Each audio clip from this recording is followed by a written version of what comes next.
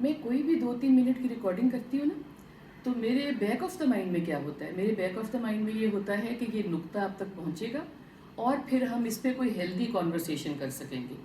اور کوئی بھی میرے بات کرنے کا سب سے پہلا مقصد پتہ ہے کیا ہوتا ہے؟ میں سوچتی ہوں،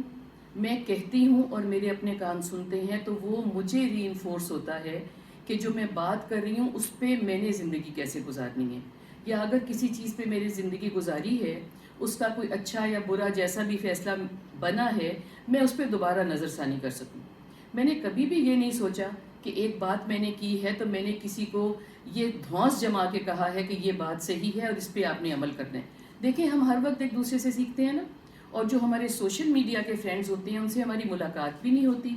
وہ ہمارے گھر کے لوگ بھی نہیں ہوتے، وہ ہماری فرینڈز لسٹ میں بھی نہیں ہوتے. فرینڈ لسٹ سے میرا مطلب ہے جن کو ہم ملتے ہیں، جس سے ہم فون پہ بات کرتے ہیں، جن کے ساتھ ہم کافی پیتے ہیں، کھانا کھانے چلے جاتے ہیں، ہمارے بچے آپس میں ایک دوسرے کو جانتے ہیں. تو ایک دوسرے کی قدر کرنا، عزت کرنا، کسی بات کی عزت کرنا اور قدر کرنا ہم سب پہ لاگو ہوتا ہے. ہر وقت یہ نہیں ہوتا کہ ہماری جو فرینڈ لسٹ میں لوگ ہیں یا ہمارے بچے ہیں یا بہن بھائی ہیں یا نیبرز ہیں وہ ہماری ہر بات سے ایگری کریں، اس کو پسند کریں،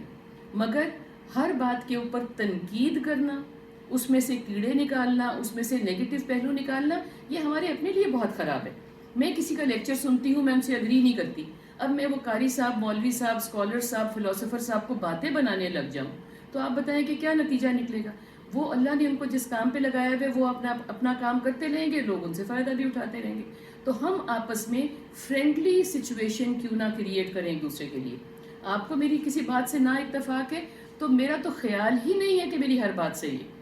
میں اپنے زندگی کے تجربے کچھ دیکھتی پڑھتی سنتی دیکھتی ہوں تو اس سے جو میرے دماغ میں بات آتی ہے میں کہتی ہوں ہم شیئر کر لیں.